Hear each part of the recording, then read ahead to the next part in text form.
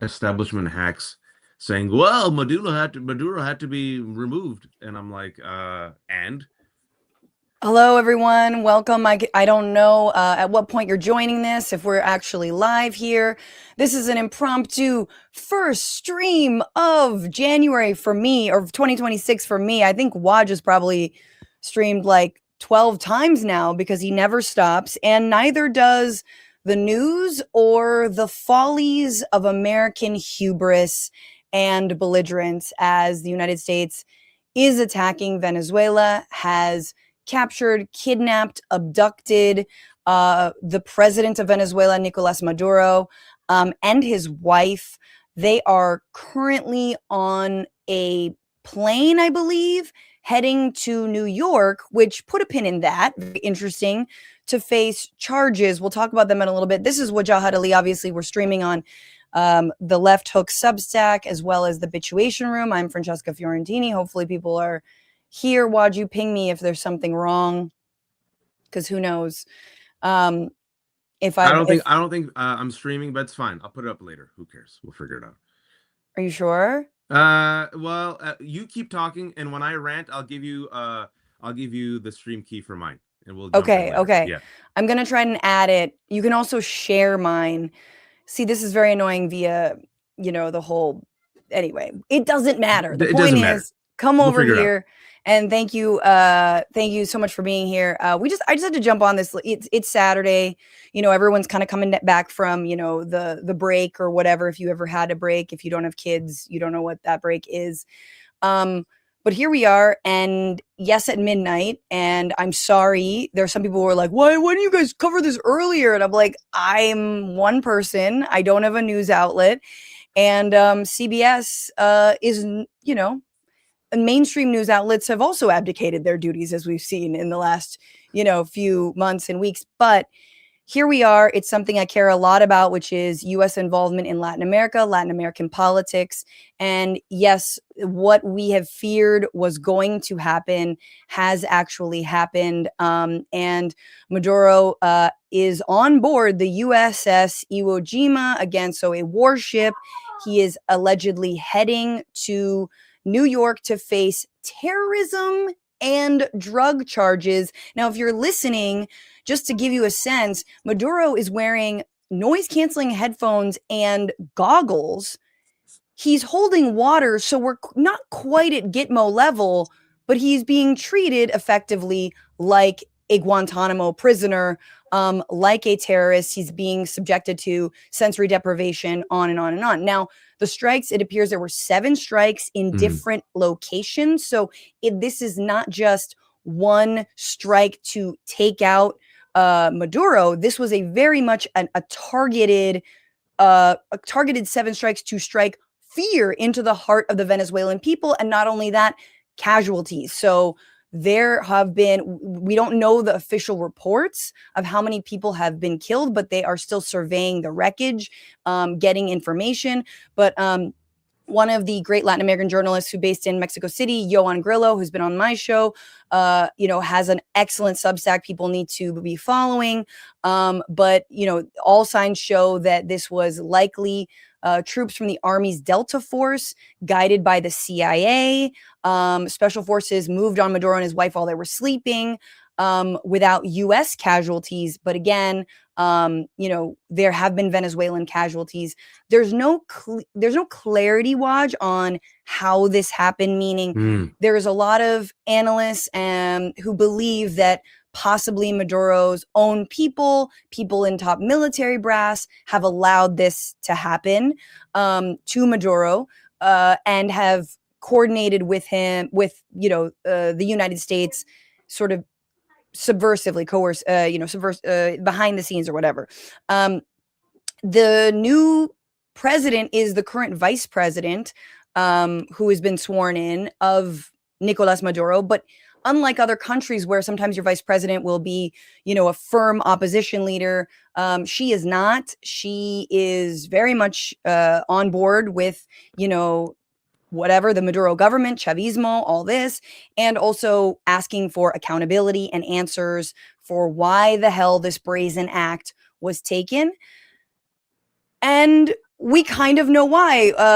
Before this, right, Waj, there were things like saying that Venezuela was trafficking fentanyl into the Yeah. United States. They labeled fentanyl a WMD because we live in a clown show of the first Bush administration. It's like Bush number one is in a fucking fun house now, and it's just like, well, everything's WMD. You know what I'm saying? This dick's WMD because you know what it does. Like nothing matters. You know what I mean? Nothing matters. So that's what they did, and it's almost a pretext, and it's amazing because it shows you how much the language of the war on terror that has persisted until now, and the lack of rolling back or clarifying that language, even just the concept of war on terror, has led us to this moment where nothing means anything and you can declare anyone and anything a terrorist, for example, or a narco terrorist. For example, Venezuela's army was declared a gang, like a terrorist organization, a narco terrorist gang organization. That's like a foreign country saying, the Navy is a terrorist entity. It means nothing. It's just a declaration of war on a foreign sovereign country's military. So that was all the lead up. And now this. And I do want to just play two pieces that I think are very relevant. First one, and then I'll let you speak, Waj, please, where Trump just gave a press conference with Lil Marco, Lil regime change in the Western Hemisphere, Marco Rubio out there, already licking his chops for more, saying that the U.S., no, this is not a targeted strike. This is not No. Iran. This No. is not just taking out nukes or fentanyl. This is about running the country and specifically running it for, of course, access to their oil. We're going to run the country until such time as we can do a safe, proper, and judicious transition. So we don't want to be involved with having somebody else get in, and we have the same situation that we had for the last long period of years. So we are going to run the country until such time as we can do a safe, proper, and judicious transition. And we're going to run the country. Okay, so there you have it. We're going to run the country. We're going to do it judiciously because, of course, we follow laws, not our own, but not international laws, but laws we make up in our head on the fly. Waj, this I think was the biggest thing for me, is hearing Trump say, we're going to run the country, and that actually the opposition leader, remember the pro-Trump opposition leader who won the Nobel Peace Prize instead of him, maybe he's a little salty about that because he's saying, no, she's not going to be dubbed the leader. We're going to do it differently. Oh no, Maria. Oh no. Maria, no. No, we haven't. No. Mr. President, Mr. President, on Monday. Oh, I think it would be very tough for her to be the leader. She doesn't have the support within or the respect within the country. Oh, but Trump does. But she doesn't have the respect. She doesn't have the respect. So here we toppled Maduro, and we're not going to name a successor. We're just going to run it. Who's we? Is this another one of Marco Rubio's titles? He's the head of USAID. He's a Secretary of State, head of USAID, and he's going to be president of Venezuela. Why not? Latinos are hard workers. They do everything. Let's make the Latino do it. Rubio, you want to be the head of Venezuela? You're Mexican, aren't you, Rubio? He's Mexican enough. Folks, I sent you the StreamYard link. If you have time, do it. If not, no worries. Thank you for inviting me. I'm so glad I'm talking to Francesca about this. I was going to go live and I wanted to talk to someone, and Francesca has spent actual years of her life in Latin America and cares deeply about it. And like me, she made her bones, if you will, protesting the war on terror. We were in college and we realized back then the folly of U.S. intervention and the fact that the United States, in its moral panic and its real righteous rage against the 19 foreign hijackers who brought down the two towers, would overextend itself, which is exactly what Al-Qaeda wanted, and declare war belligerently and engage in regime change. And we knew the long arc of that war would be more anti-Americanism, more death, more instability, the rise of violent extremism. And we knew that students of U.S. history, that we're good at invading. We're good at bombing. We're not good at regime change. We're not good at actual boots on the ground. We're not good at actually, facilitating an empire, if you will. And so what happened 20 years after the war on terror? The Taliban is back in power, right? What happened instead? Let's be honest, folks, we lost that war. There was no weapons of mass destruction. There were no mobile laboratories in Iraq. The bullshit, if you will, lies that took us to war, which is why Dick Cheney and George W. Bush all should be in The Hague. Yes, I said it. And I mean, if there's no Hague in hell, that's the problem. There's hell though, so hopefully they're in hell. But hopefully, what you said was really important, and I think it's something that we refuse to admit or confront. Back then, many of us who are Muslim, we said, you are willing to sacrifice your liberties and your freedoms, right, for this temporary feeling of security, to satiate your temporary rage. But what's going to happen is once you create DHS, once you create Patriot Act, once you allow the president to have unlimited AUMF, authorization to use military force, once you allow this loosey-goosey, if you will, expansion of terrorism, where anyone can be a terrorist, right? Where, Francesca, you are supporting terrorism, the anti-terrorism laws that they created to go after charity groups and pro-Palestinian groups. Remember that? And America said, war, war, war. This will be fine. This will never be used against us. And now fast forward, Francesca. Massed armed ICE agents terrorizing U.S. cities.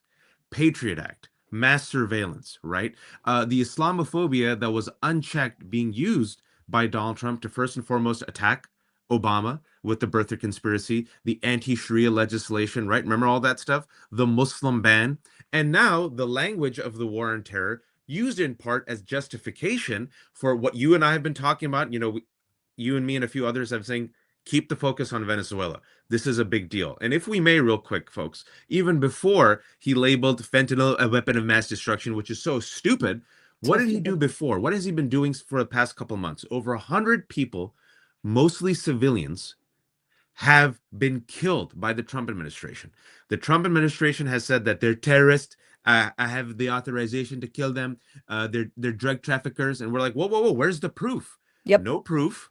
We're talking about 100. We were upwards. We were around 80 the last time. No, that's 102 now, right? 105. 105 people. Folks, these are people who've been killed in open water. I think some in international water, but definitely off the coast of Venezuela. We know that there was a double tap strike where survivors were clinging for their lives and they were murdered. Just to say, this is what Waj is talking about. It is these attacks on people in Venezuela, off the coast of Venezuela. And just to connect the big picture, folks, and why this is important and what's the end game. In the summer, Stephen Miller, I've talked to Miles Taylor and Olivia Troy, who were part of the Trump administration in the first administration, then they left. Independently, both of them have told me that Stephen Miller used to openly dream about bombing Mexico and Latin America.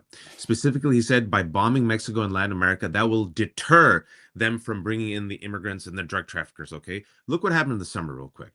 Stephen Miller alleges that we're being invaded.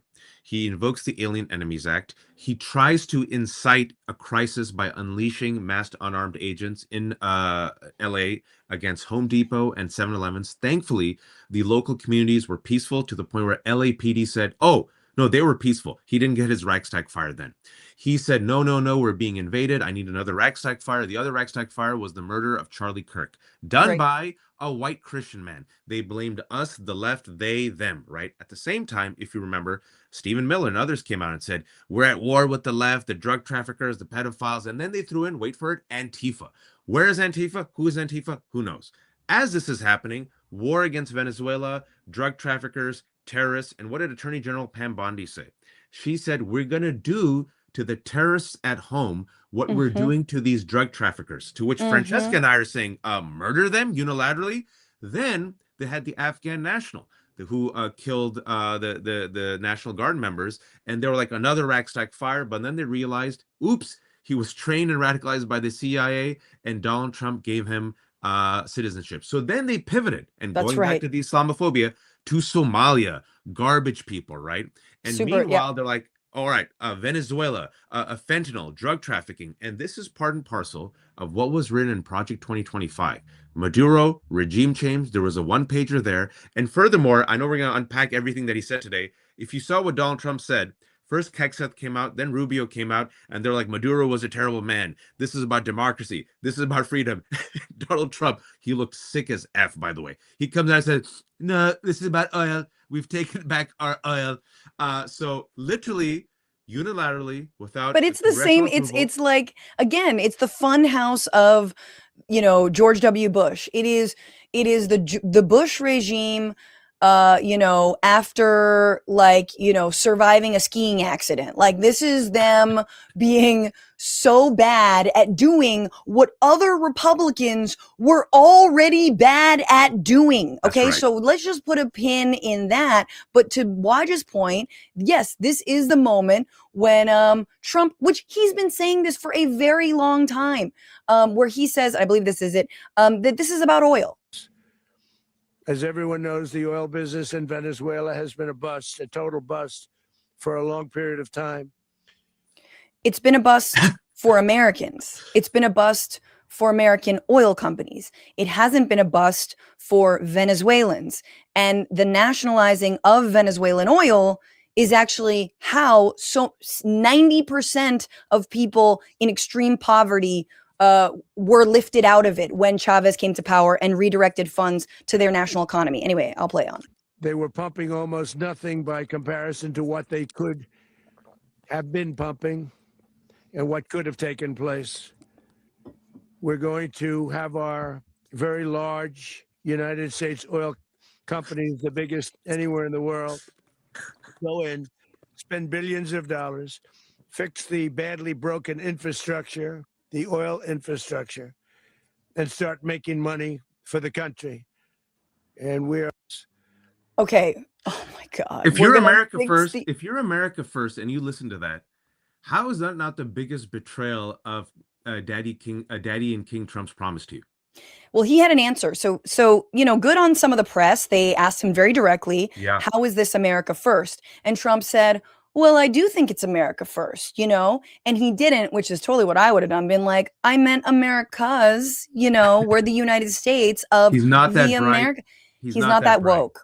He's not that. That's woke regime change. That's a Biden regime change. No, but no, he did say, I consider this America first because we are protecting, our borders and American interests, and we need, good neighbors. By the way, the U.S. doesn't border Venezuela. Just in case there's anyone who's just jumping on the stream or, getting to know this issue for the first time. The U.S. does not border Venezuela. So did you hear this one? I have to share this. I don't know if you have this clip, because some people kept saying Monroe Doctrine. I'm like, no, he didn't really say that. There's no way. So I Googled it. He did say, did you hear the clip? All the way back, it dated to the Monroe Doctrine, and the Monroe Doctrine is a big deal, but we've superseded it by a real lot. They now call it the Monroe Document. I don't know. It's Monroe Doctrine. We sort of forgot about it. The Monroe Doctrine. Let's go, man. Like, dude, I'm with it. If we can understand the next period, and this is where I need to, sound off a little bit about Maduro, about Venezuela, and about Latin American sovereignty more broadly, because so much of the last, 25, 30 years, I mean, arguably since the United States turned its Sauron gaze away from its own hemisphere and to the Middle East, right? Because of the war on terror. Actually, it's been a very wonderful time to be in Latin America. There have been more progressive presidents and legislators elected. They have enjoyed a rejection of neoliberal economics, whereby all of the national wealth, whether it be, minerals or oil or national production, instead of going abroad to foreign companies, has stayed at home, has built up national infrastructure in these countries, whether it's Lula in Brazil, whether it was the Kirchners in Argentina. There are problems with all of these people, whether, you know, multiple series of more progressive presidents in Chile, in Ecuador, in other, and many other countries, right? So this has actually been kind of an incredible moment for Latin America. And without getting into a broad analysis of what went wrong and why they were not able to capitalize on more gains, here we are back to, oh no, Western American imperialism in its own hemisphere, you know, Project Condor, Project, you know, Plan Colombia, which is all about repressing local populations in service of American corporate interests and working with the 1% of these nations in order to impoverish and extract as much wealth as they can from the people of Latin America. And so as you know, we are hearing these narratives of Venezuelans are celebrating, are super happy, hated Maduro. Number one, let's remember that Iraqis were celebrating. Let's remember that Libyans were celebrating. Let's remember that people can hold two things at once.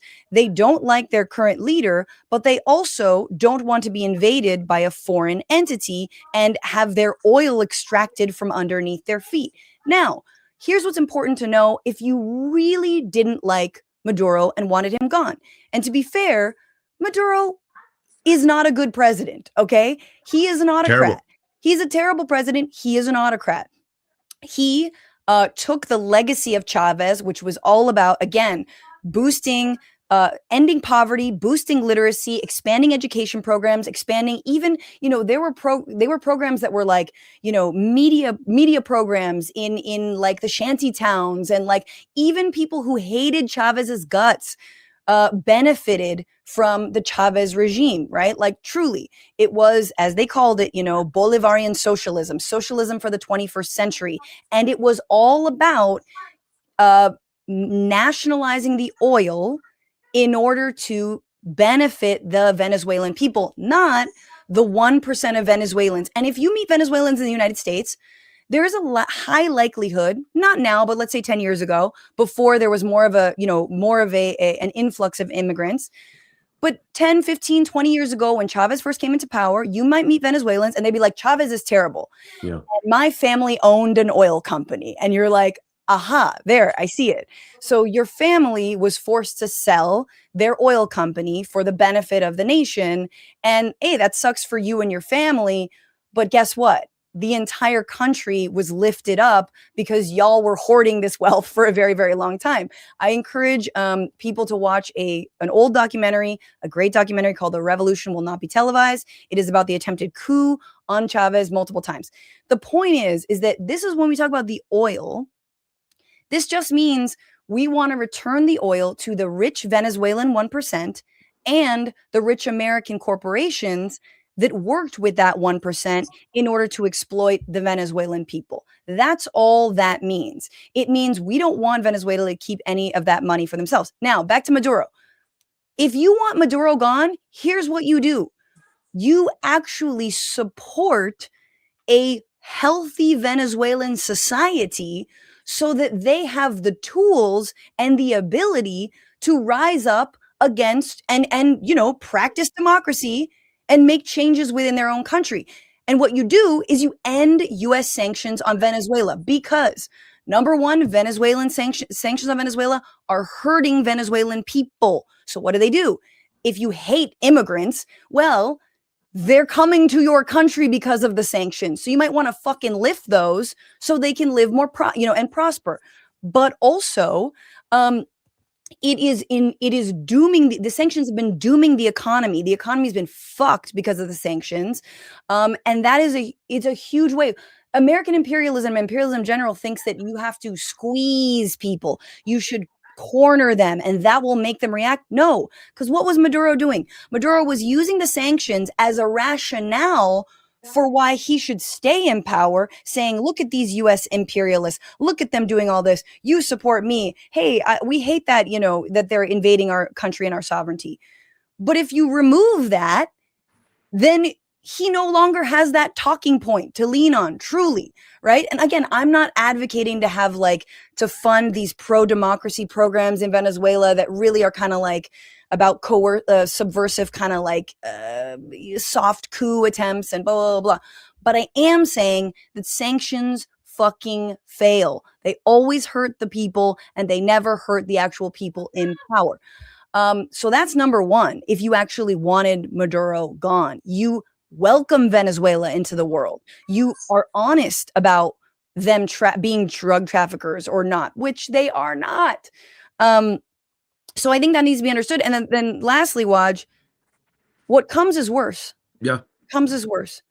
Because there is nothing like US empire to radicalize and a society into saying, oh, fuck the United States. Fuck them trying to run our oil business.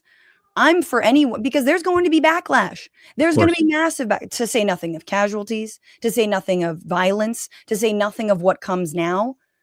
But if you hate socialism, if you fucking hate socialism, you should be against this 1,000,000%, because there's nothing that's going to guarantee more of a reignited socialist revolution than what the United States is doing right now. I hate to break that to you. And if you really believe that US empire works, I would direct you to all of the fucking instances, whether it's Afghanistan, whether it's Iraq, whether it's the Shah of Iran, where we can go back and see every time a US puppet has been supported, whether in Latin America or the Middle East, they always make it worse and they always fall. In fact, sometimes, ironically, they fall because the US reinvades, a la Saddam Hussein, a guy we supported, or Gaddafi, a guy we supported. So again, this whole Pinochet, oh my God. I mean, Pinochet, the dictatorships in Argentina, the dictatorships in Brazil, the dictatorships in Uruguay, all of the dictatorships were like this with US empire. Were like this. And I'm, and Central America, to say nothing of the death squads, the amount of murder, all in the service of, American enterprise. And here we are again in the year 2025. And so again, final little, if there are Latin Americans, listening to me, we have to wise the fuck up. Because I love the region, but like, this is a wake up call. And the only leader that seems to be taking it seriously, and obviously because he's a neighbor of Venezuela, is, Gustavo Petro of Colombia, who's like, we need to call this what it is. Well, it's also because he went after Colombia today. He gave Colombia a warning shot. And so Donald Trump, Mr. World War President, the Mad King Trump. Furthermore, folks, in addition to this aggression against Venezuela, you're waking up to it. No military authorization. Maduro and his wife are on the way back to America. Well, on the way to America, to New York City. Zoran Mamdani has made a comment on it. I'll try to find the tweet. Yes, I'll do that. You talk. In the past 24 hours, Trump has threatened illegal aggression against the following countries. First of all, he has threatened and actually executed illegal aggression in Venezuela, Iran, Mexico, Colombia, Cuba. All right. Also, Nigeria, let's not forget that, because he said, we're going to go bomb ISIS in Nigeria and protect the Nigerian Christians. Well, the village in Nigeria says, why'd you bomb us? There was no ISIS here. So that's another investigation that's like, oh, sweep that under the rug. Another potential scandal. And furthermore, if indeed he wants to protect these Christians, have you noticed he's never given refuge to these Nigerian Christians or these Palestinian Christians, but he did give refuge to white South Afrikaners. So what we're seeing, folks, yes, is as Trump is dying, and clearly he's dying. I don't know if you saw the Wall Street Journal article that came out 3 days ago, where they interviewed him, where he's taking 325 milligrams of Tylenol, eating like Burger King, not exercising, admits to taking. Okay, first of all, not Tylenol. Okay, Tylenol's bad. It's aspirin. Oh, aspirin. Sorry. Thank you. Because Tylenol, according to him and RFK, causes autism. It does not.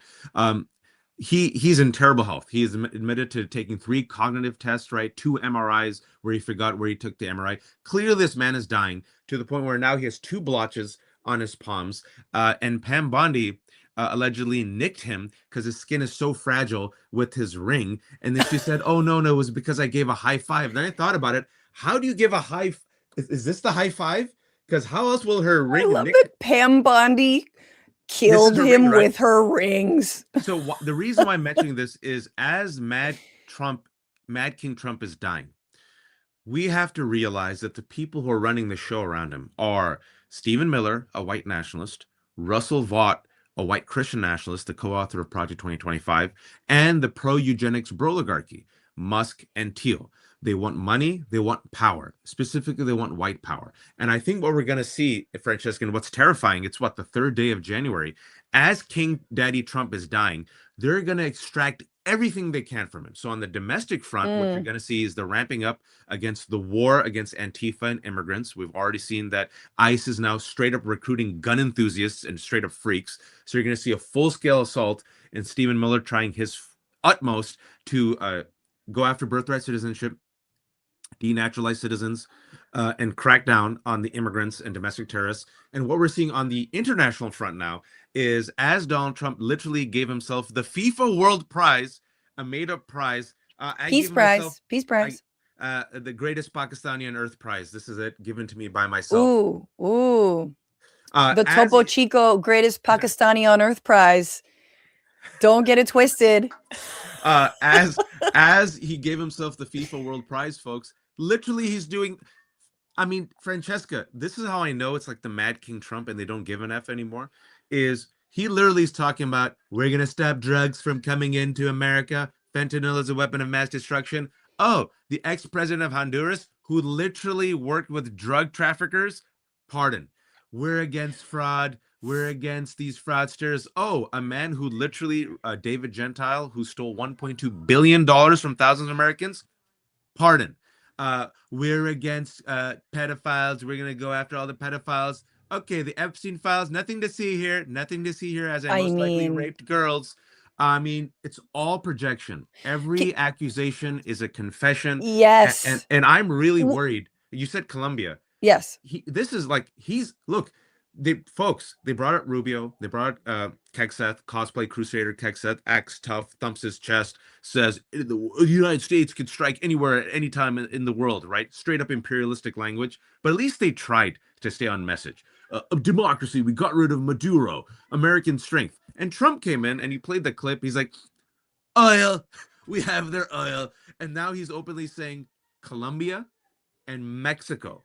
And then also a couple of days ago, Iran. He said he gave the thumbs up to Israel to support and strike Iran. So if I'm watching this right now and going to your point, because we've lived long enough to see that this does not happen in a vacuum. There are repercussions. There's a long arm to this, right, folks? You radicalize the local population, extremist groups rise up, they recruit. Also, think about this, Francesca. Other countries are dependent on Venezuela's oil. So how is China going to respond to this? And furthermore, if I'm Israel and I'm Russia, I'm like, oh, the United States can just unilaterally just go friggin' kill extract, kidnap leaders it doesn't like. Okay, what's going to stop Israel from potentially trying to do a regime change in Iran? Well, or Israel Russia trying for to take sure. out I mean, Zelensky. What's interesting about China, and I think it's really important. That's a good point you mentioned about,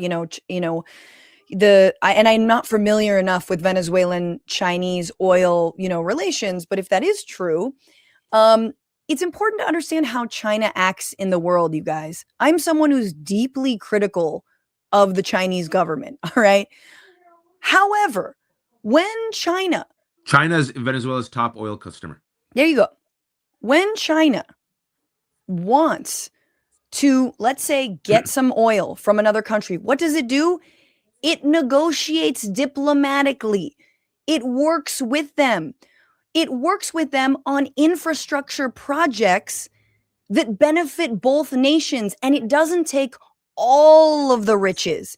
It doesn't go in with guns blazing. It doesn't bomb its way. It has been responsible for multiple, whether it's, aqueducts or mines or roadways, things that are actually belong to the nation states in Latin America. Like they are owned by the government, right?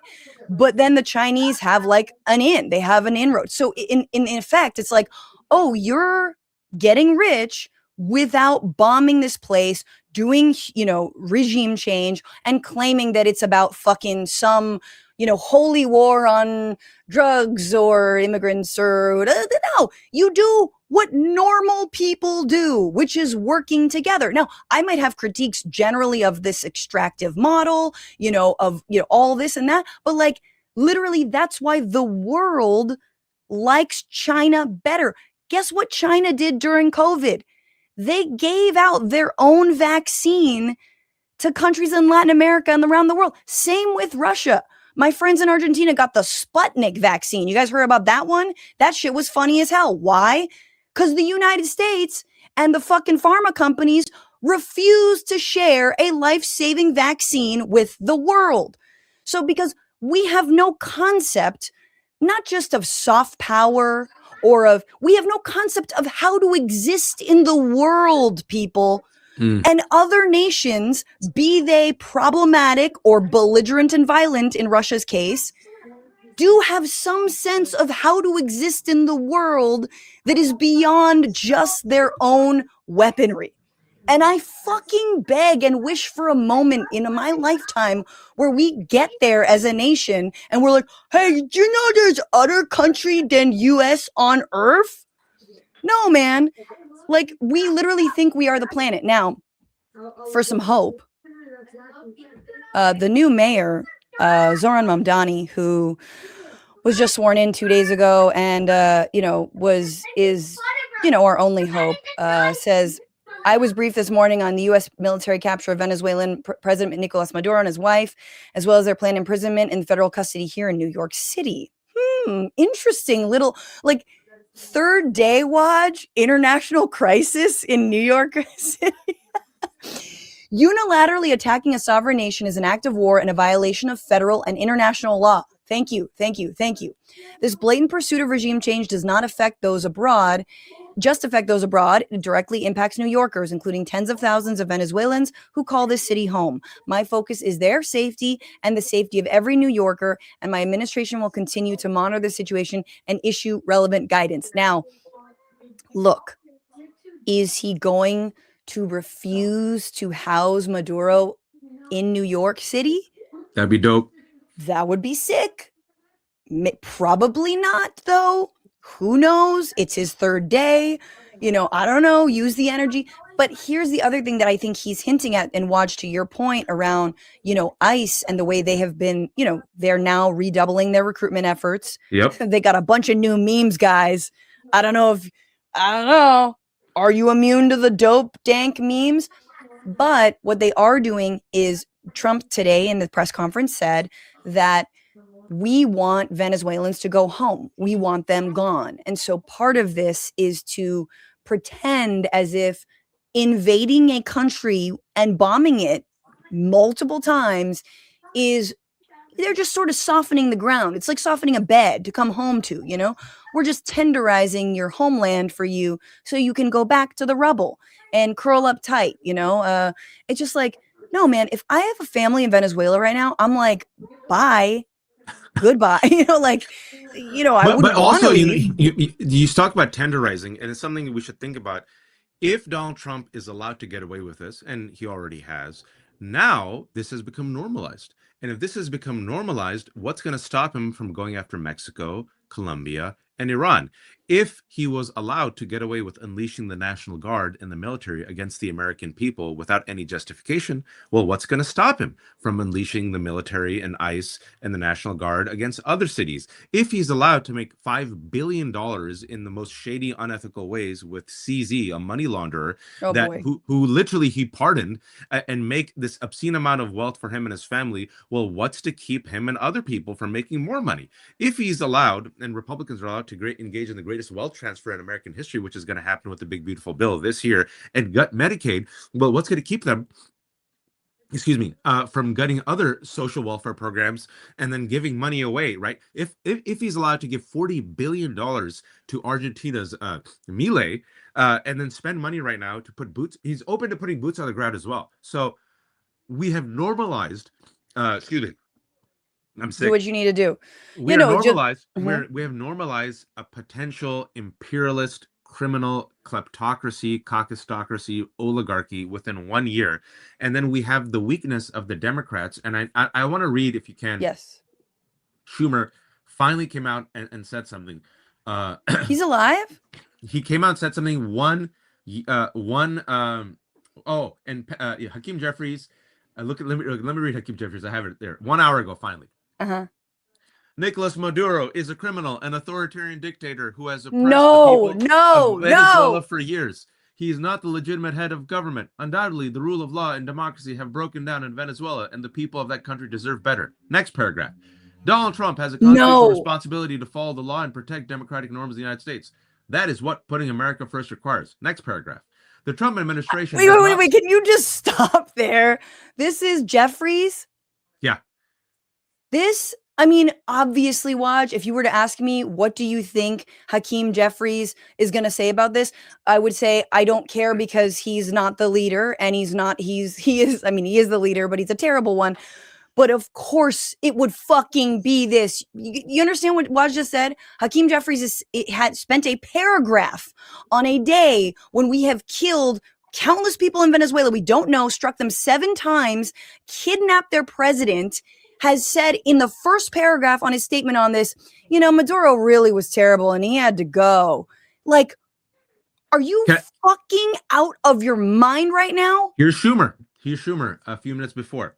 Let me be clear. Nicolas Maduro is an illegitimate dictator. But whoa, stop. He's an illegitimate dictator. You just legitimized the coup that is happening right now. When you called him illegitimate. But launching military action without congressional authorization, without a credible plan for what comes next is reckless. The administration has assured me 3 separate times that it was not pursuing regime change or taking military action in Venezuela. Clearly, they are not being straight with Americans. The idea that Trump plans to now run Venezuela should strike fear in the hearts of all Americans. The American people have seen this before and paid the devastating price. The administration must brief Congress immediately on its objectives and its plan to prevent a humanitarian and geopolitical disaster that plunges us into another endless war, and one that trades one corrupt dictator for another. If you just ask nicely. This is just like... That was exact quotes, by the way. That was... I didn't make up anything with Jeffries or Schumer, folks. That's exactly what they tweeted. That is so absolutely disgusting to me. This is... look, I've been spending like weeks with my toddler, so it is funny that I'm just like, look, honey, you can watch Frozen for the 12th time, but you just have to say please. You know what? She probably shouldn't watch it. Maybe you take a timeout. But that's exactly what Jeffries and Schumer are saying. These are the leaders of the opposition party, which they're not even an opposition party, right? And this is also a party that continuously, speaking of the, authorization of the use of military force, continuously gives away its power, right? It's been trying to reclaim its war powers, but so long as we keep in the infrastructure set up after 9/11, guess what? Trump and Biden or any leader will do this. So this is so sick to me. This is the same thing when the US struck Iran, they said the same thing.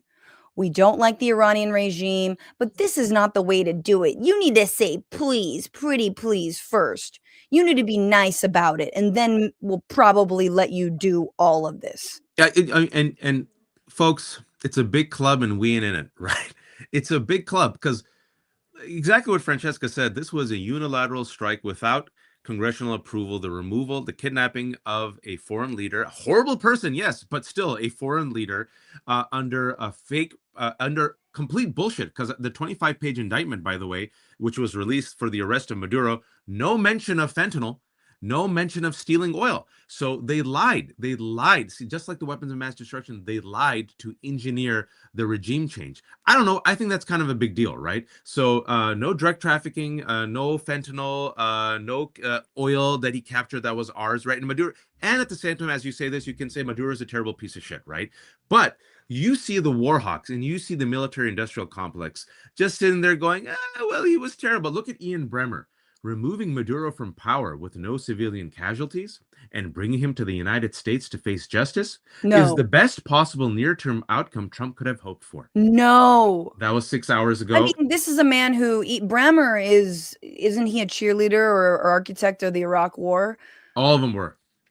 All of them were. So this is so fucking predictable, and I really need us to try. And I know that there's part of people who are watching this or listening to this who are like, well, maybe they're right. Maybe if there weren't a lot of casualties, things will be good. I have one thing to say to you. They won't be good. It's not going to work out. Sorry. It never does. It never works. Never, ever. And ever. all of the same mouthpieces who are like, well, push come to shove, knowing what I know now about Iraq, I guess it was wrong. And some of them still don't admit to being wrong. The editor of the New York Times still doesn't admit that paper sold us on a pack of lies for the weapons of mass destruction. Now they're out here going like, oh no, that was pretty good.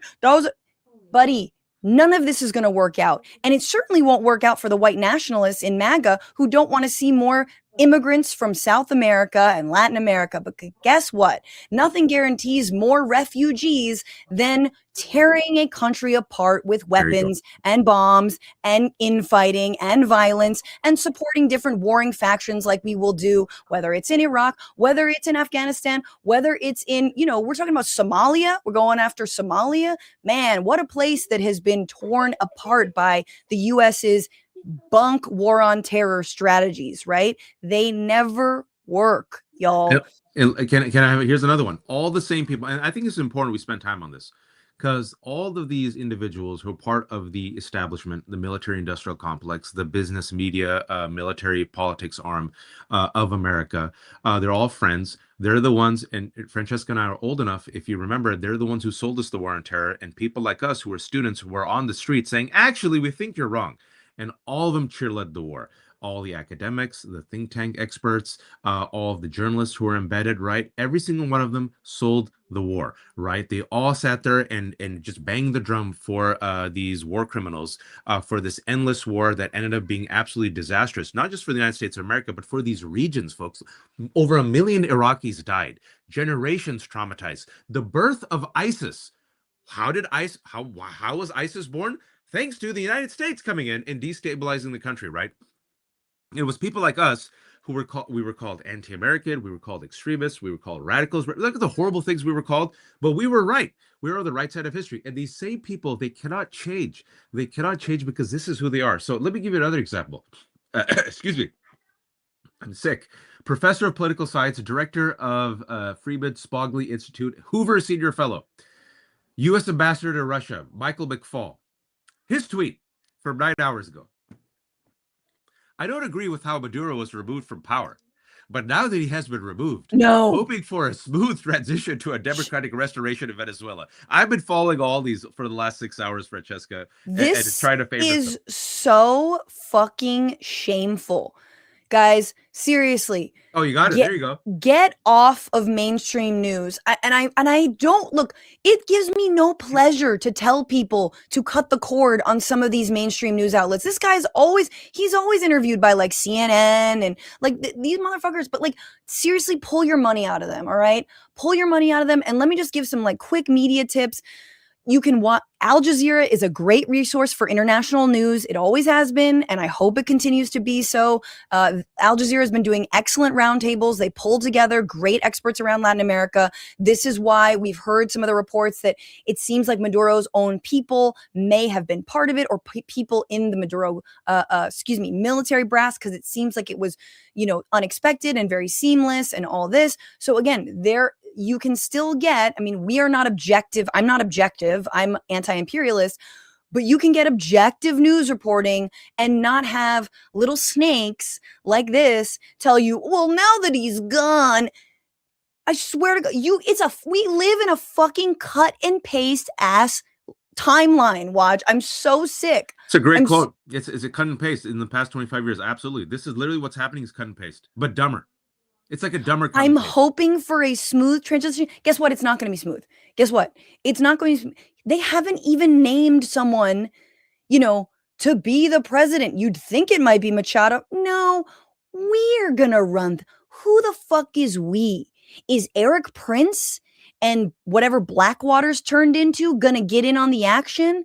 Where's the private companies? I'm sure Teal's involved. We knew maybe 6 months ago, 6 or 10 hells ago, we were already seeing that there was some investment talk. I think Palantir, I can't remember which company, but there was already discussion of investment in Venezuela. Things only get worse for Venezuela, for the world, for the region. So, I mean, to be honest, I know people kind of, if you're not from Latin America or you're not versed in Latin American politics, this is very much a time for Latin Americans and Latin American leadership to join together. They have something called the OAS, the Organization of American States. The United States is actually a part of that. They could sanction the United States. They should kick them out of that organization. They could join together and figure out what they're going to do to stop future invasion, how they're going to come to the aid of Venezuela. I also want people to remember that Venezuela under Chavez and even under Maduro have not been beyond reproach in terms or diplomacy when there was, I think, massive power outages in Harlem in New York years ago. Chavez gave free gas to the people of Harlem. That was something that he did. You can look this up. He gave, free affordable gas. During Biden's administration, do you remember when the Saudis basically told Biden he could, kick rocks effectively after he went there? Yeah. And he did a little fist bump with MBS, and MBS was and he was basically like, hey, could you, release more of the oil so it could kind of come down in the global price? And MBS was like, no. Guess what Maduro did? And Maduro and Biden started talking, the two administrations started talking about possible negotiations to get some Venezuela oil to relieve the price of oil, which was skyrocketing and of course is still up very, very high. So again, this is not a North Korea style government. Although if it were, of course, Trump would fucking write him a love letter and be very proud about it. But this is a government that has been absolutely willing to have discussions. Actually, not like Putin, has not invaded its neighbors, has not aggressed on anyone around it, has not been trafficking fentanyl to the United States or anywhere else, and has been very open to sanctions alleviation and relief in exchange for, yes, sending you some oil, helping you out. So just let's understand what Venezuela is and what Venezuela is not. Because even if you don't buy into Trump's characterization, again, we're telling you about a lot of Democrats that will also mischaracterize the nature and the state of Venezuela and their own sovereignty. Sorry, go ahead. No, I was just going to read someone who is pretty good on this is Chris Van Hollen. I haven't read all of this, but I am curious as to see what he says. Again, the first senator to really shine a spotlight on the disappearances of, immigrants, specifically Kilmar Abrego Garcia, who is Salvadoran, and was kidnapped and sent to Sicot and was released. He writes, the American people did not ask for this act of war to bring about regime change in Venezuela. No, we did not. Nor did Congress authorize it. No, it did not. President Trump has put our troops in harm's way. He has not provided a clear, fact-based rationale for these actions, nor the long-term strategy following these strikes. This administration owes the American people and Congress immediate answers. This act of war is a grave abuse of power by the president. The Trump administration is repeating the worst mistakes of our past and endangering American lives, and their motive for doing so is a farce. Trump seized Maduro and his wife just weeks after he pardoned former Honduran president and notorious convicted drug kingpin Juan Orlando Hernandez. Maduro, okay, period. Can I just explain? Juan Orlando Hernandez was convicted and sentenced to 25 years for trafficking 400 tons of cocaine. What most experts said was one of the largest drug trafficking,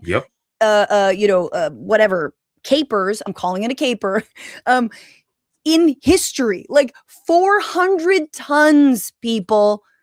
Anyway, okay, this is the first thing Van Hollen says. Then, okay, Maduro is a dictator, but his regime did not pose the immediate threat necessary to warrant U.S. military action on foreign soil without congressional approval. This is not about demolishing a dictatorship, as we've seen Trump cozy up to dictators around the world. That's how you do it. This is about grabbing Venezuela's oil for Trump's billionaire buddies. Congress must not abdicate its constitutional authority and allow control of the world's most powerful military to fall into just one set of hands. Listen, Van Hollen's been on point. If I may, let's give Van Hollen his flowers. Before it was popular, Van Hollen was the only individual, only senator who went to Seacoast to visit Kilmar Bergo Garcia because he's a constituent in Maryland, and he said, "I will not leave until I get proof of life." He kept that story in the news. As a result of that story being in the news, other major headlines came out, and Donald Trump was -19 on Kilmar Bergo Garcia, eventually months later leading to his release. Chris Van Hollen has also been on point when it comes to Palestine and Israel.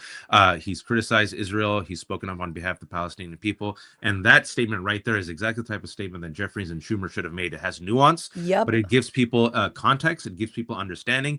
It makes people realize he's not a threat, even though he's a dictator. Donald Trump, by the way, cozies up to the world's worst people, Netanyahu, friggin' Bolsonaro, friggin' MBS, friggin' Putin. He just pardoned, like Francesca said, one of the world's worst drug traffickers. So clearly you don't give a shit about drug trafficking. Fentanyl doesn't come from Venezuela. And in the 25-page indictment, folks, that just came out against Maduro, nothing about fentanyl and nothing about, capturing our oil. And Venezuela is not a threat, and it did not need for us to intervene. And to your point, diplomacy, we saw with Obama. You look at the Iranian regime, which I'm no fan of. You're no fan of, right? Yes. But you said, okay, let's try diplomacy instead of this, thumping our chest and pretty much allowing Netanyahu and his warmongering to dictate the day. And what did we get? The U.S.-Iran deal, which even the war hawks, even during the Trump administration, later came out and said, at first I was skeptical, but this was a good deal. The person who said that was the first national security. What was the guy's name? Mad Dog. Madoff?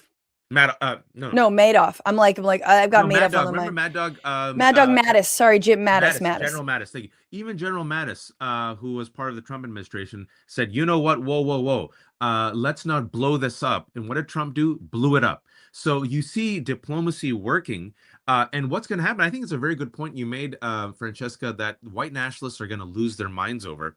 Is, folks, as this is happening with Venezuela, little Marco Rubio says that the following an hour ago: "If I lived in Havana in the government, I'd be concerned." This is right after they threatened Colombia. This is right after they threatened Mexico. So this is happening, folks, in the last couple hours. They threatened Colombia. They threatened Mexico. They threatened Cuba. They're openly right now engaging in regime change in Venezuela, and they're openly talking about putting boots on the ground. Apparently, we're running Venezuela. Who's we? Who knows? But if you have destabilization in Cuba, Mexico, Venezuela, you already have destabilization in Central America. Where will these people go, Francesca? Yep. For refuge? They're no, and honestly, to the United States of America. Like, it's the one time I'm going to be anti-immigrant, because I don't want more Lil Marcos in this country.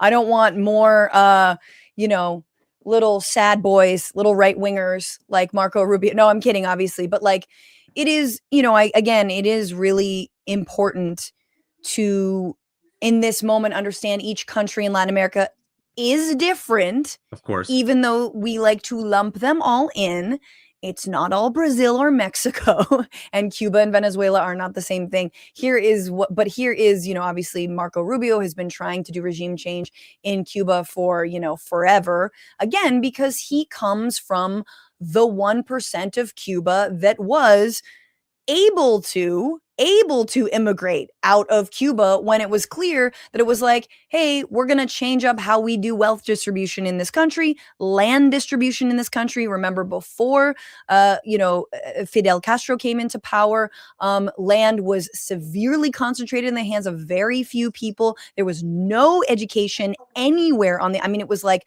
pitiful. Castro comes to power, not a perfect regime, did horrible things to the dissidents, and also like completely improved the quality of lives of Cubans. It was effectively like a anti-colonial movement. Was able to increase literacy and education programs, was able to actively combat things like racism. Cuba, again, is a very mixed country. There's a lot of Afro-Cubans. He tackled that head on. Obviously, he was a communist. He wanted everyone equally to have things. They decommodified a lot of things. This is not perfect, and I have massive critiques, but you gotta fucking hand it to a tiny island right off the coast of Miami for everything that it had been able to accomplish. And so much of what it hasn't been able to accomplish is once again because of the US trade embargo on Cuba that prevents things, like basic foods and medicines from getting into the island. It is why they had to cozy up to Russia. It is why they did what they did around, the Cuban Missile Crisis and the Bay of Pigs and all this. Obviously, the Bay of Pig was the U.S.'s attempt at invading, and they fucking failed, idiots. But you made a really good point there, Francesca. It's what's so painful about this is it's the copy paste. This has happened before. It has always failed. Yeah. And what we see is because Cuba says, okay, you're going to go against me, we're going to go to Russia. Well, what are these countries going to do now? As America further isolates itself willingly with a stupid trade war that has increased prices, ruined U.S. standing, ruined our relationships and our alliances, right? As it has cozied up to dictatorships, these countries will flee from America and go where? This is a great opening, sadly, for China. This is an opening for Russia. So America will further isolate itself on the global, in the global region. It already is attacking its own allies for no reason whatsoever. We've lost EU, we've lost Canada, right? We're losing Denmark because of our belligerence, because he wants Greenland, right? So here you have a trade war. You have stupid tariffs. Now you're bombing and removing leaders of countries on bullshit pretenses. You're taking over their oil. China is going to respond, by the way, folks. You're being unnecessarily belligerent against Canada. Europe is already moving away from you because they realize they can't trust you because you've cozied up with Russia against Ukraine. How does this make America great, Francesca? It doesn't. Donald James, who's a member over on YouTube, which you can too, I can do grammar backwards, said the Iraq war had more broad national support back then. This war will have zero national domestic support. But Donald, we're going to run Venezuela, okay? And also, that was Bush, and we have Trump now. And Trump is the best president and person who's ever lived. And so I feel like bestest. He's the very most bestest of all the things. And I feel like you haven't really put that into, the sort of calculation about how this is going to be the most successfulest of all the interventionists, or it's going to be the most imperialistist. And let me just play what Marco Rubio did say about Cuba, because that was a very long wind up and I get myself very distracted, but here we go. I referenced it. Here we go. Here, what he said. That helped protect Maduro, this is well known. The whole spy agency, all that were full of Cubans. I mean, it's amazing. This poor island took over Venezuela in some cases. One of the biggest problems that Venezuelans have is they have to declare independence from Cuba. They tried to basically colonize it from a security standpoint. So, yeah, look. Wait. Shut the fuck up. Do you think that Cuba was taken over, that Venezuela was taken over by Cubans? This is so fucking... Why? Why would they? Why would they do that? Like, there might be some, I don't know, some members who were Cuban, who went over to Venezuela, but the Cuban diplomats will just be in Cuba. What the fuck are you talking about? And also, if you hated their alliance, why don't you stop giving them reason to cozy up to one another and drop the sanctions and the embargo? Here we go. If I lived in Havana and I was in the government, I'd be concerned, at least a little bit. I've already announced a week ago that anything that's sanctioned oil, it's not going to be allowed to get there. So that's a pre-existing. Okay, you know what this is all heading towards? I mean, it's amazing that you talk about how China's going to respond, and once we attack Cuba, that'll be very fun for us. I mean, it's a great little, offshore escape route for all the billionaires once we, erect our guillotines. However, this is all leading to American, not exceptionalism, but isolationism. Yes, And yes, I yes. don't mean American isolationism in the way that MAGA talks about it, meaning no foreign wars, no more forever wars. Well, how did that turn out? That's very funny. No, I mean American isolationism in that no trading partners, There you go. belligerent borders. Yep.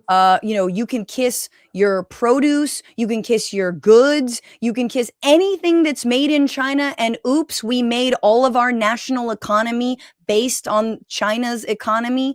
We didn't do that. Y'all did that. The Yep. corporate entity, the fucking multinational corporations did that over the Neoliberalism. backs. Neoliberal politicians and their corporate buddies did that. So now you want to put the cat back in the bag and make everybody else suffer because of it at the barrel of a gun? Good fucking luck, y'all. You think you've seen isolation in the history of this world? You think that the Soviet Union was isolated in their darkest times? Wait till you see America in 2040, all right? In 2050, in 2060, when we've erected, massive walls, sea walls. We got the sea walls going. We will be covered in Amish quilts because that's the only thing that we'll be able those to quilts will have fucking measles. produce. Yeah, measles also. Yeah, Measles and Amish quilt. Well, but just smallpox and quilts. Back to where it all started, baby. Horny goat weed, because they're all obsessed with their erectile dysfunction. A lot of grinder accounts. Horny goat weed. Horny goat weed, grinder accounts, Amish quilts, and measles. That's what America is gonna. And that's white supremacy. This is ultimately white supremacy. It's hubris. On It's steroids. white supremacist hubris. Look, even like I feel like, look, Hitler is probably staring up from hell, going like, "This is not how you do this. What are you doing? Insanity. This is incompetence. It's pure incompetence." We were at least more efficient. We had a plan. Come on now. We actually were inspired. You by have no trains? How are you going to get the people to the detention center? Listen, you America, the Nazis were actually very impressed by your segregation. In fact, we took directions from you. And Yes, they did. Now we turn around and in hellfire, I'm seeing you've gone so bad. This is not good at all. This is not the America we were once admiring of. I know. At least be efficient in your segregation and your white supremacy. It's everything, it's the rubber stamp, it's the paste, copy paste, but dumber, folks. Yes. This is but dumber. Everything is dumber. When the AI and crypto collapses, it's inevitable. It'll be like 2008, but dumber. As America isolates itself. You're like, no, my AI girlfriend. Like, but when you're on a fucking life raft, in your flooded out city, I hope your AI girlfriend will be there to be like, breathe in, breathe out. It's okay. No, but we'll get through this. You mentioned this. Look, I tweeted this. China and Russia have already won by doing nothing. America self-destructed. I mean, think about it. These countries, they're going to seek alliances. You just have to look at Cuba, for example. Francesca gave you a great example. Eventually, a country says, okay, I need to protect myself. I need to protect my national security. If America is against me, where do I go? China, Russia, right? So first and foremost, we're losing immigrants because we've told immigrants, you're coming from shithole countries, don't come here. Okay. Yes. Foreign tourism has dramatically dropped in America. We've lost about $50 billion. All right. We've done this stupid trade war, even against our allies who have done everything to help us, like Vietnam and Canada. So people are turning away. We've aligned ourselves with dictators and Russia against Ukraine and the EU. So now they're openly saying, we can't trust America. We're going to align ourselves against America and just talk amongst ourselves. Furthermore, you've completely dismantled the American public healthcare infrastructure system. So now measles and whooping cough has skyrocketed. What is that going to happen? Just think about it, Francesca. People haven't thought about this. With everything that we've said, now if you have a sick population, other countries are like, we don't want your friggin' measles ass in our country. Now you're going to have vaccination cards to prove to prove that you're not diseased. I wouldn't be surprised in 2 or 3 years from now if countries are like, if you're coming from America, you need to have a vaccination card to prove that you're not sick, right? Furthermore, as America attacks other countries, what's going to happen? Recruitment for violent extremist groups. 100%. The greatest recruitment is the West is at war with Islam. See, look what they're doing in Israel. Look what they're doing in Iraq. Look what they're doing in Afghanistan. Dude, the Trump regime is like, oh my God, please terrorist attack, please terrorist attack, please terrorist attack. And then when there's a terrorist attack, it's like, oh, fuck, US vet. No. Oh, fuck, guy we trained in Afghanistan. No. Oh, please, more terrorist attack, please. Like, they are begging. They're like, are you are sure you don't want, I'm just going to leave this rocket launcher here. And you just tell me if you want to attack us, because that would really give us a pretext to do this whole World War III thing we're trying to get started. I mean, and again, I'm just gonna put ISIS on it. I'm just gonna put ISIS and a rainbow flag. Okay? Oh yeah. I mean, I do. I'm gonna read some comments because I really appreciate the super chats and please everyone, we're taking some Saturday off, but to be fair, I'm excited to talk to y'all about this. Great, but I did just want to say that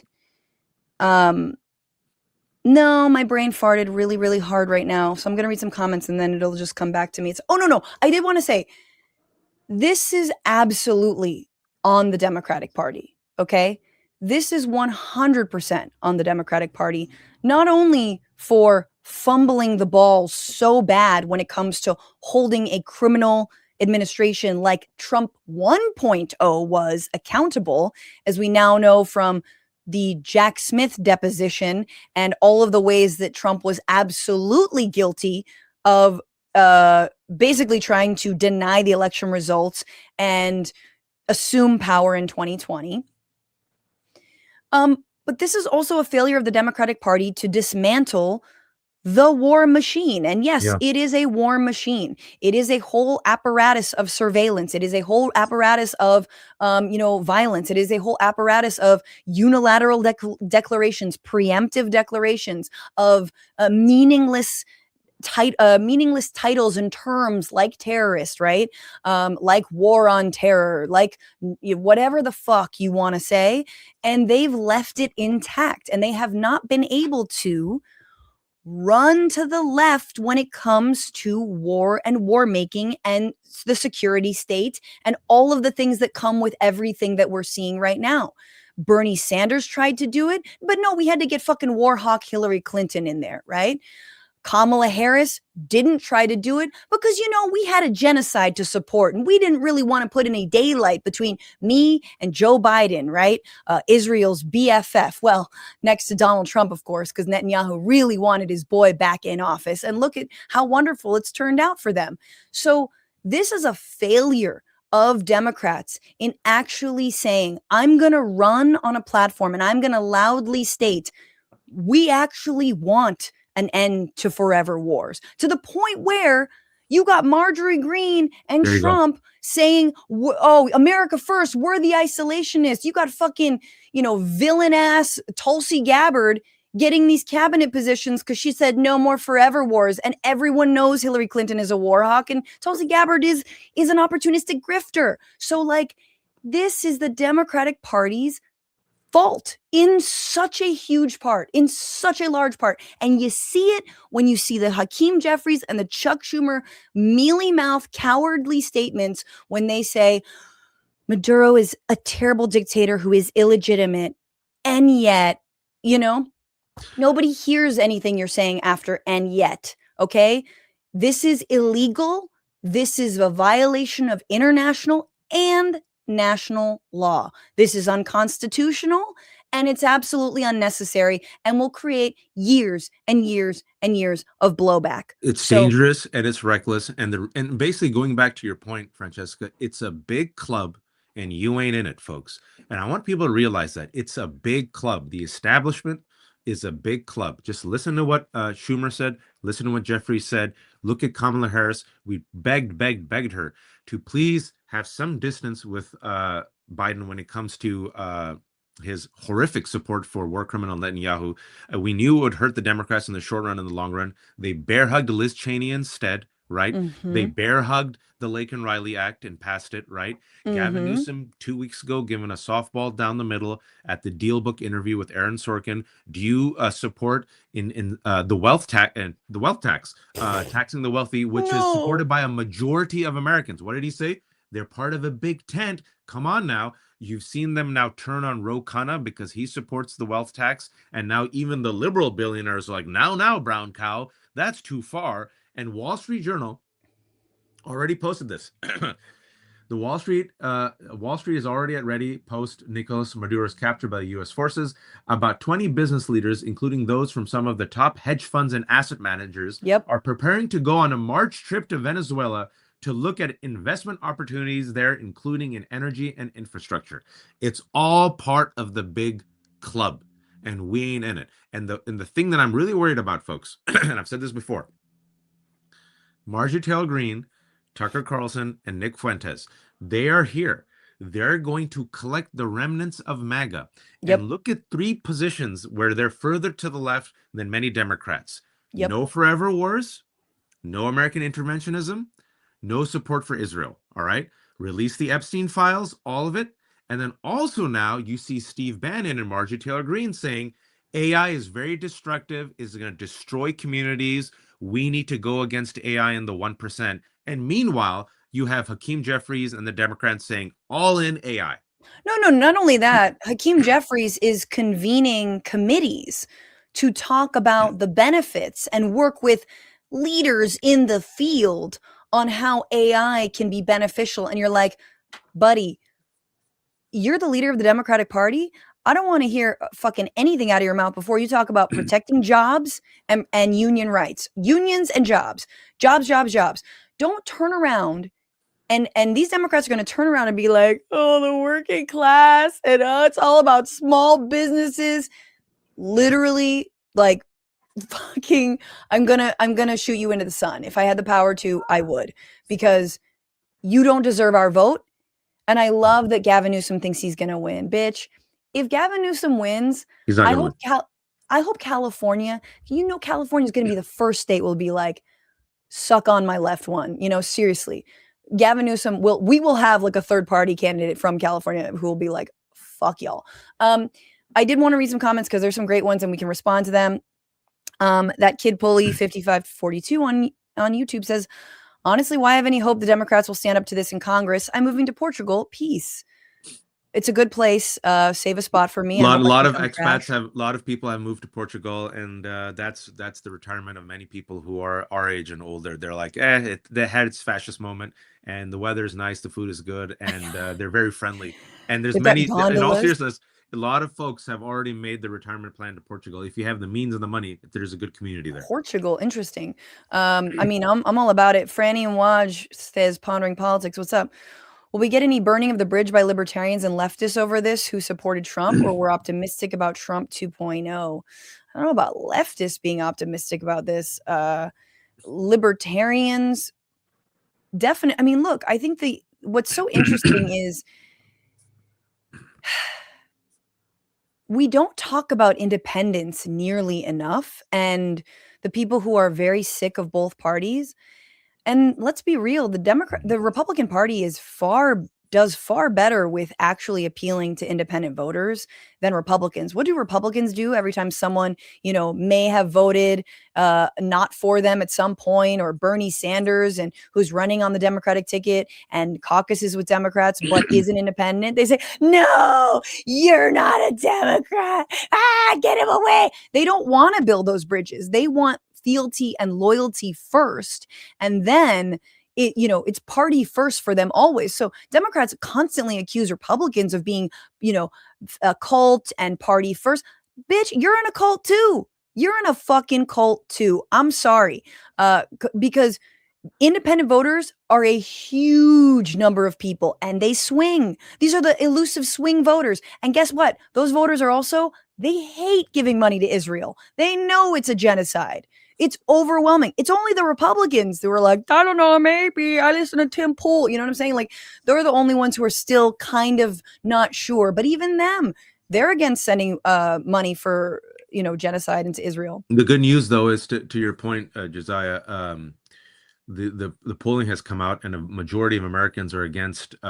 Before this happened, a majority of Americans were against war and strikes in Venezuela, and especially after you see what Donald Trump said today, openly talking about, oh, we're going to run the country, boots on the ground, potentially. We're there for the oil, especially as you've seen these greedy friggin' Wall Street monsters. It hasn't even been a day in the Wall Street Journal. It's like, because this is a war for AI and crypto and tech pros, clearly. And furthermore, as things are going to get worse for Americans at home, everyone's going to be asking, why the F is our money going to Venezuela? And there is a contingency of the independent voters and the MAGA voters who are America first. And for them, America first, in addition to white nationalism, it is non-interventionism, not in Israel, not anywhere else. Put that money in America. So he has hurt himself. But my take on this and why I'm worried is I don't think they care. They realize he's dying. They realize he's unpopular. They realize the Epstein files are going to come out. They realize there's no solutions or fixes to the damages done to the economy. They realize there's no solution that fixes to the healthcare. So they're going to get as much of their milkshake as they can. Yep. That's my fear, Francesca. No, they will. They will. And I think you're right about, and you've been sounding the alarm about white nationalists who, again, if Democrats continue to lift up these corporate centrists, they are ensuring a Tucker Carlson presidency. Eventually. 2032. Eventually. I think it might not be 2028, but it'll be 2024 or 2022. You know what I'm saying? 2032, yeah. Yes, 32. I can count. I was just hoping that we got a do-over. I didn't see that Pete Hegseth comes out and says America can project our will anywhere, anytime. No, buddy, that's you and your dick, dog. That's you and your fucking rape allegations that you keep on avoiding / settling out of court. The president said our adversaries remain on notice. America can project our will anywhere, anytime. And Donald Trump is falling asleep. He's falling asleep behind him. That's the best. Oh, it's so good. The universe was so kind. I was just resting my eyes. He said it. He's just resting his eyes. Stealth, the lethality, the precision, the very long arm of American justice, all on full display in the. Dude, I don't know about you, but I feel like Pete Hegseth is about to make Venezuela his third wife. Yeah. Well, he's gonna have to cheat because that's what he does. He cheats on the current wife. Right. Yeah, and then I think. They about to have a little Venezuelets running These around. are weak men. These are weak men trying to project strength. They're cosplay crusaders. And I think this is a sign of weakness. They're trying to distract. Yeah. They can't distract. This is, as we've already discussed there's about 2,000 people watching on 2,300 people watching on the Left Hook. Hey, everyone. For 2,300 people who are watching, and if you go back and watch, this will be up later on both my Substack and Francesca's Substack and wonderful YouTube. Thank you all for joining. We should do something, Francesca, that everyone does, but we don't. Like and subscribe. If you're watching, hey, this is Francesca Fiorentini. She has a fantastic show called The Bituation Room on YouTube. What's the YouTube handle for that show, Francesca? It's Franny Fio, FRANIFIO. Give it a like, give it a subscribe. You can join as a member either on Substack or on YouTube, but also on Patreon, patreon.com/bituationroom. Because it is the home of the Bituation Room podcast. And Waj and I used to host America Unhinged for the first 100 days. In fact, a year ago, we were just, beginning. We didn't start on the very beginning of the first week, but maybe the second week because he was inaugurated on the 6th. So Waj and I started on Zeteo together on America Unhinged. And then, of course, Waj has the, tireless, breathless, constant coverage of the Left Hook that so many of you guys know and love and pulls some of the greatest guests. So everyone, please make sure you are also subscribed to him. He also has a YouTube if YouTube is your preference. Waj, what's your YouTube channel? I think it's at YouTube Wajahat Elite. Okay. And everything is free. There's no paywalls. I have a discount on for anyone who wants to become a paid subscriber right now. It's $5 a month, but it's called the New Year's Special Terrible Capitalist Discount. So it's 25% off. So it's $3.75 forever per month. So if you do it in this month, what?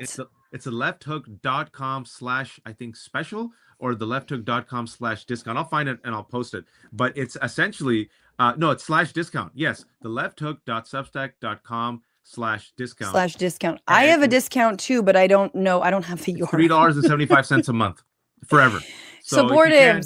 Seriously, I mean, this man is like, he is sweating over here every goddamn day.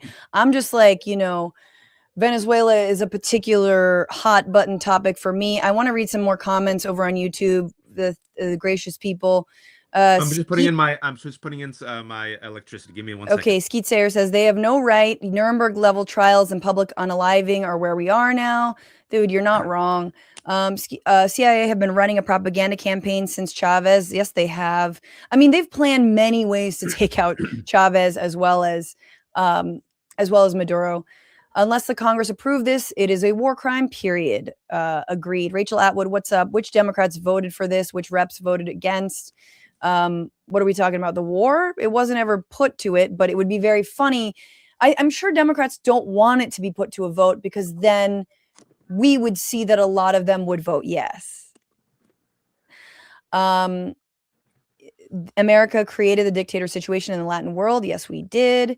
Arctic Dragon of the West. The only way to start this crazy Saturday is with my favorite duo. Lots of love from Alaska. Look out, Alaska. We coming. Marjorie Taylor Greene retires before she can impeach Trump for this. Yeah, too bad. I mean, again, kind of a bitch made move. Let's be real. Retiring is such a bitch move, and I say that she was as complicit. She was complicit every single step of the way. Absolutely. She was like, we didn't do enough to stop the trans kids. I was like, shut up. She was, folks, she was vile. She's vile. She's vile. She's trash. Do not, please, do not be gaslit by Marjorie Taylor Greene. She only backed off because she realized, oh, wait, this guy's a pedophile. He's going down. And furthermore, because she went all in, 8 toes down on the Epstein files, she realized that the base that she helped radicalize turned against her. Once it becomes personal to them, that's only when they care. So once she started getting the death threats and he didn't have her back, that's when she turned on him. But she's part and parcel, totally complicit with him. She's trash. Yes. Tucker Carlson's trash. Nick Fuentes is a Nazi. Do not be swayed by them. Just because they're right on certain issues like today or on the Epstein files does not mean in any way, shape, or form you have to give them credit. Sorry. There's a couple of comments from Insubordinate Academic that I really like. I love this. It may shock you, Americans. We don't give a shit if you like our governments or not. Stay in your own colonial genocidal country. I mean, that's very true. And look, I think we should live in a world that has a functioning international community. We do not live in that world. But I don't think that one country does not get to topple the dictator of another country or the leader of another country, even though if Denmark wanted to invade the United States and install universal health care, I would be super okay with that. If there are any Danes with tanks listening, which I don't think you're allowed to have one there, but you know what I'm saying? I'm not opposed. And Insubordinate Academic also saying, I worked in Malawi for a decade, and what you're saying about China is true.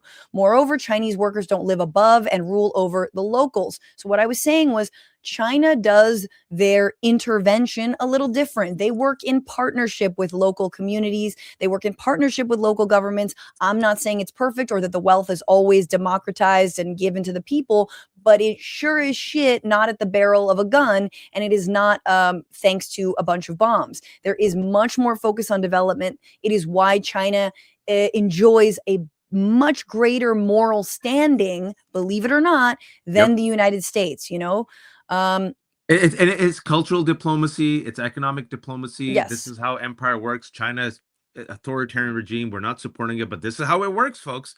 And this in Pakistan, for example, China invested in Pakistani infrastructure, right? So Pakistanis love the Chinese. They're like, hey, China's our partner. China's helped invest in infrastructure. China's helped invest in our security. We're actually okay with China. It's not that bad. And then China now has an ally or a buffer against India with Pakistan. So this is how it works, folks. And now, as we've said again and again, as literally in the last 2 hours, folks, it's not just Venezuela. The Trump administration is openly now threatening Colombia. It's threatening Cuba. It's threatening Mexico. It has already bombed Nigeria. It has supported essentially Israel bombing Iran. That's all in the past day. Yeah. All these countries are going to seek alliances. And once they move away from America, it is an open field for China and Russia. We have literally helped make China great again. Yeah, I mean, Rachel At was mentioning Putin let Assad fall. He's let Maduro fall next. I mean, yeah, I mean, clearly Putin's overstretched, right? The war in Ukraine could not end soon enough. But this is, it is. It's something to look into, and it's very interesting how that's happening. But also, I think it's beneficial for Putin if the U.S. gets stuck in another quagmire, right? Of And course. I so mean, we don't. it gets weakened. America gets weakened and it gets distracted. Yeah, if I may we say this, And Osama also, bin we Laden. lose Go moral ahead. standing. We're doing exactly, you mentioned this, we're doing exactly what Putin did in Ukraine. I mean, obviously, not our neighbor, but to Venezuela to get their wealth and whatnot. And it's like, so Putin uses that against the United States in the in international community, in the UN. Like, hey, the US does this. There you Why the go. fuck can't we? They've And done China will that do it. for years. They've done that for years. China will do it as well when it comes to, Taiwan. Taiwan. Exactly. Well, can I say this? So Osama bin Yes. Laden, this whole strategy for 9/11 was the following. Al Qaeda and Osama bin Laden wanted death by 1,000 cuts. They knew they couldn't take on America because America is a military industrial behemoth, right? It has more weapons, more guns than any other country in the world. But they realized that they can make America overextend itself. The joke was that Osama bin Laden used to joke that even if we two fringe Al Qaeda members put one flag of Al Qaeda in China, America will overreact and bomb China. And the Mm-hmm. whole strategy was that we'll draw America out and we'll do death by 1,000 cuts, right? A few thousand soldiers here, a military operation there. They'll be overwhelmed. They'll be exhausted. People will be fed up. People will in the end of the American empire. And voila, that's how we'll win. They And so did. And they did. that was, I mean, that's just, I know people hate hearing that. I remember I wrote this piece on the 20th, or it was 20th anniversary of Mm-hmm. 9/11. And I said, maybe people might hearing this, but Osama bin Laden, he actually ended up winning. And I hate Yep. saying that, but America ended up falling exactly for its plan of death through 1,000 cuts. And now look what's happening. Overextension. America, the world's policeman, we're going to take over other countries' oil. He literally, folks, has said, for those who were waking up and joining us, Donald Trump said, yeah, we're going to be running Venezuela. Who's we? Who's we? Who's Maduro's we? on his, And and the Nobel Peace Prize winner, because he's so petty, if he really wants to implement like a person who's going to be nice to him and who has the will of the people, Maria, her last name is Machado, right? Machado. Maria Machado, he threw her under the bus. She goes, no, not her. I don't think she has the support of the people. Because he's petty and they all want to keep the wealth for themselves. And we will see. And again, this is also coming down to the military, because the military, once again, is being asked to fight a rich man's war, of which they will not see the benefits of. This is an administration that is also trying to and has slashed funding for the VA, that is trying to actually take away the one good thing when it comes to having served in for your country, because it sure as shit isn't for the glory or the success, as we've seen from the last 25, 30 years of US military ventures. So, hey, at least you have got some health care when you're dealing with all the effects of the toxic waste that you're spewing onto, peoples of the world. And even that he's trying to reduce and take away. This is a very great point from De Kreis. In 94, I know it gets overlooked, but Puerto Rico is being used as a base of operations by the U.S. again, all while the grid still falls on the regular. And that means the electricity grid, as we've talked about. Deathstroke MC, scary to someone who served in the military under Bush and Obama. Me, how is this orange micro member psychopath making those war criminals look good? Exactly. That's what I'm saying. It's like, but let's be fair. They also didn't have a plan. And by the way, it's not just us saying that the Trump administration doesn't have a plan. It is analysts who are looking at this situation, looking at the brazenness of it, looking at the lack of, installing your leader or whatever, or gaining any popular support. And they're like, we have no idea what the fuck they're trying to do. Right. But again, I would argue that neither did Bush or Cheney, but this somehow, yes, feels worse. The Wancho says, I'm running for Congress in Florida 14. We need establishment and corporate Democrats voted out and impeach Trump SAP. Hell yeah, Wancho, what's your name? Tell me. Political, what's up? Hey, happy new year. Trump ran Putin's Ukraine playbook, take capital, grab the leader. Now the US companies are moving in. Sounds like Iraq too. Deja vu. Exactly. Even worse. Jen Pollock, the great regression, taking pleasure in the suffering of others. Indeed. Slopocalypse, I'm honestly scared. I don't know what to do if there's any way to end this never ending nightmare. I mean, we have to remember, guys, we started this year on a good note, which was the swearing in of Democratic Socialist Zoran Mamdani, who's someone who has stood 10 toes down on everything from economic populism to the rights of Palestinians and immigrants. Yep. And we can do this again. We have one another. Yep. This country, although on my darkest days, I never say this, but is worth fighting for. And we cannot look.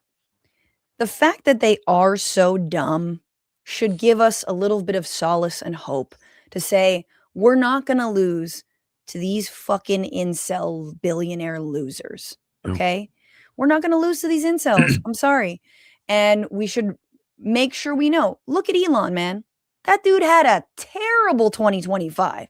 Yes, he tried to destroy the government and in large part succeeded, but that dude had to go away. He had to go away.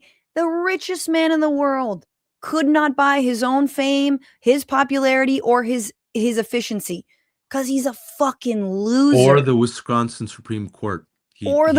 Thank you. He put in more than $20 million, and we, the people, came out and gave a double-digit win to the liberal judge. And it just came out yesterday that Tesla sales fell and were actually second, and that the Chinese EV car actually trumped the Tesla for the first time.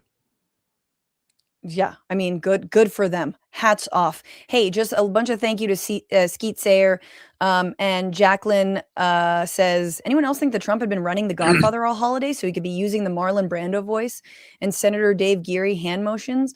No, he's just sick and dying. He's just dying. He's just dying. Tired. No, he's like, this is so early. Oh God, what? Yes. Oh yeah.